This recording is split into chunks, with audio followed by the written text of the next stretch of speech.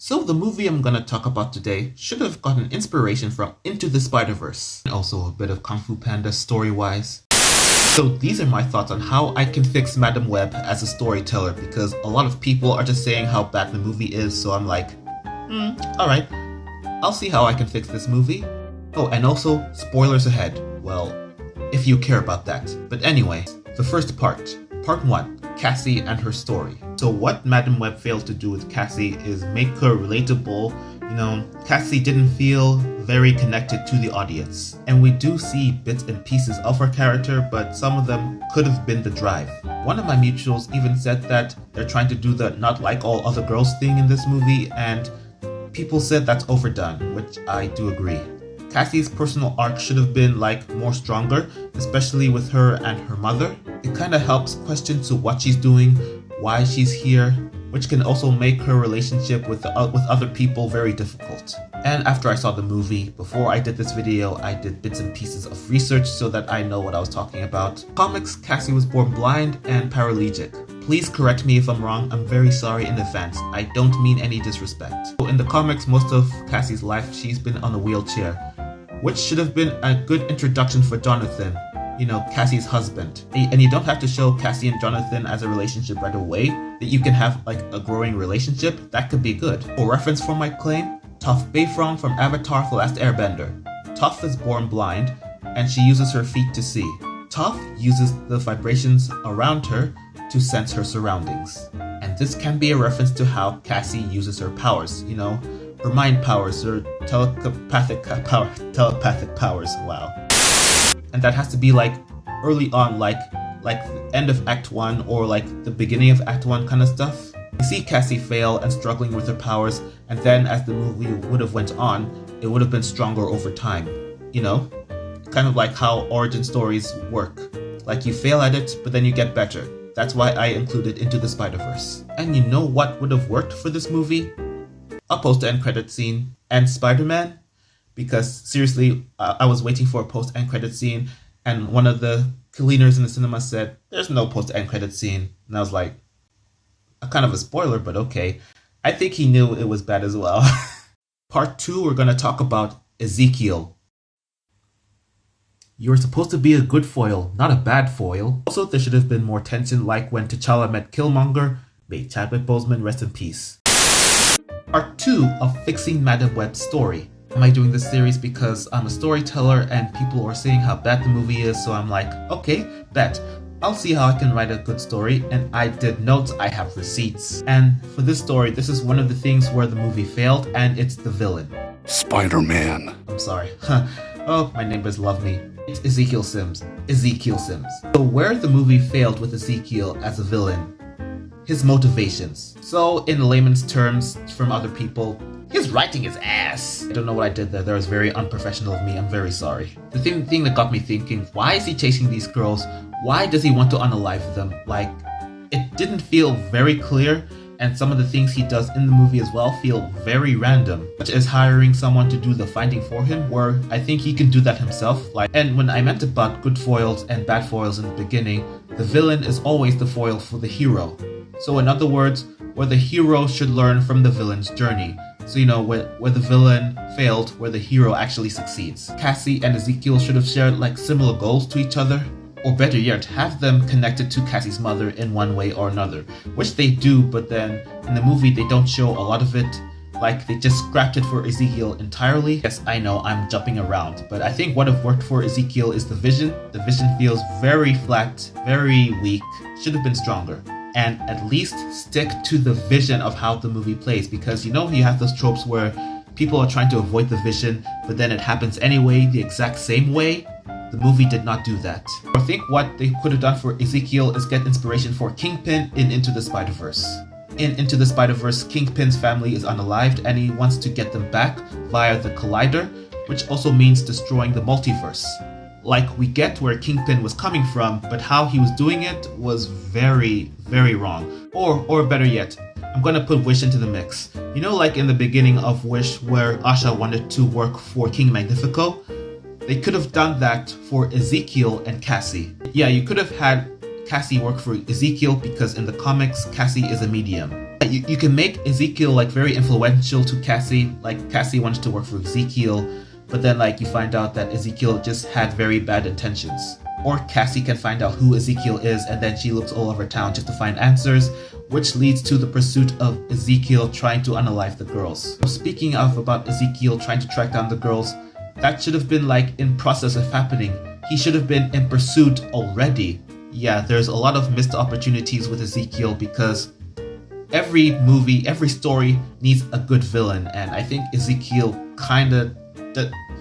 not that good villain because of the writing. Well, the actor did his best. Part 3, we're going to talk about one of my favorite parts of Madame Web, and the only ones, are the 3 girls, or what I call them, the Madame Web girls. Thus, the Madame Web girls were born using the Ultra Spider powers. Anya, Julia, and Mattie have dedicated their lives to fighting crime and the forces of evil.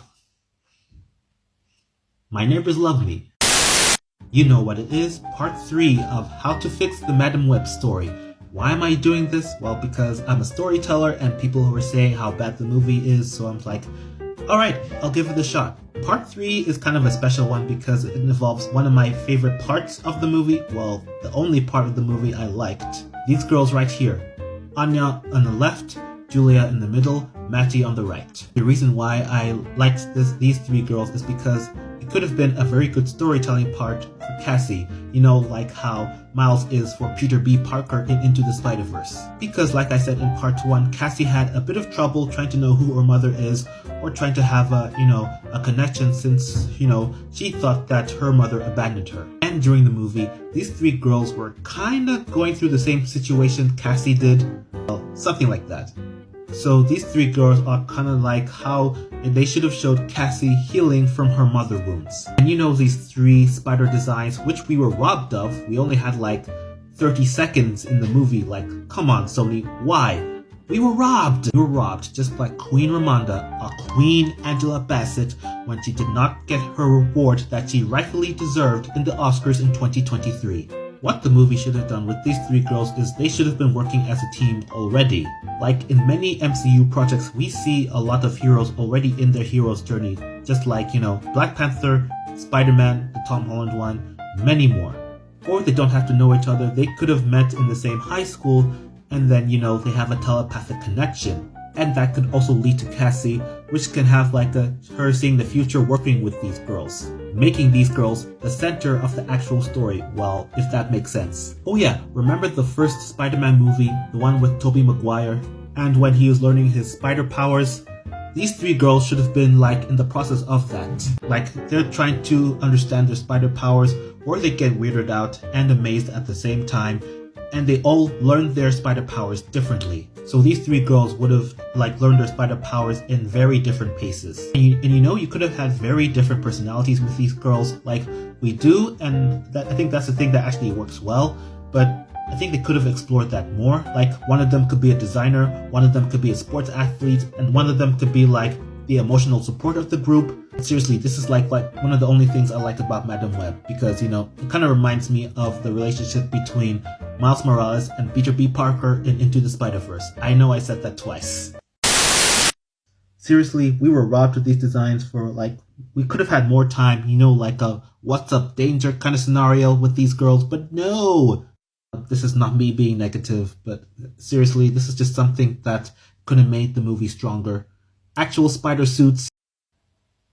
I just had a thought about this now. If Madame Web did meet one Peter Parker as Spider-Man, it would be Andrew Garfield.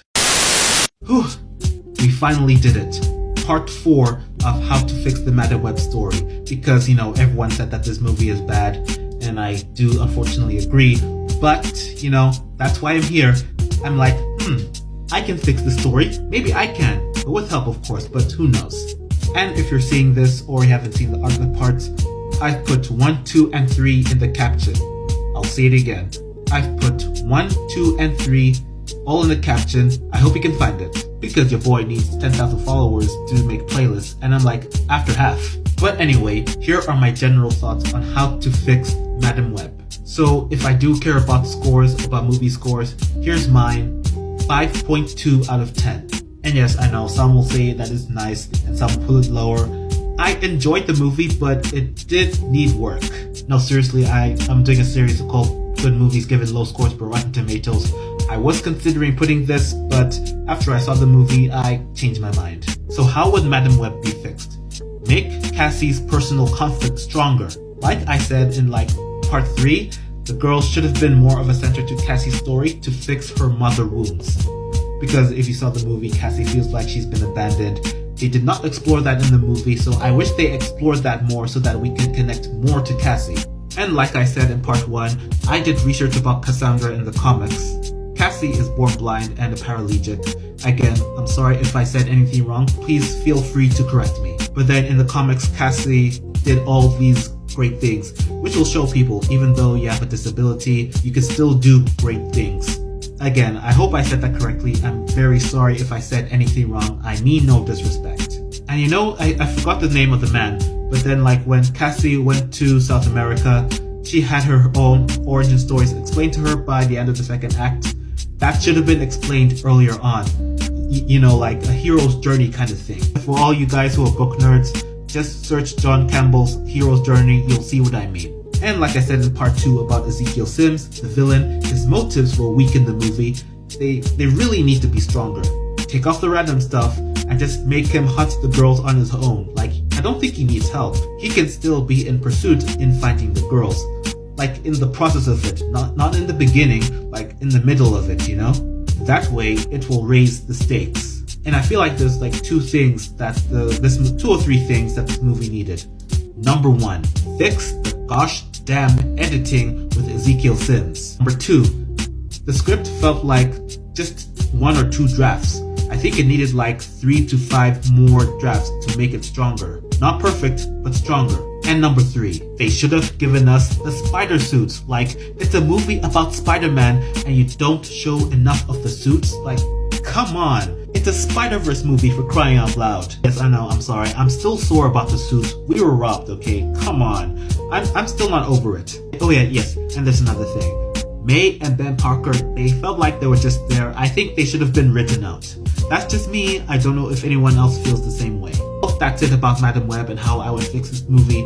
If anyone else has any other things that they want to share, feel free to say, because I'm all up for ideas. If you listen to all the 4 parts, thanks. I really do appreciate it.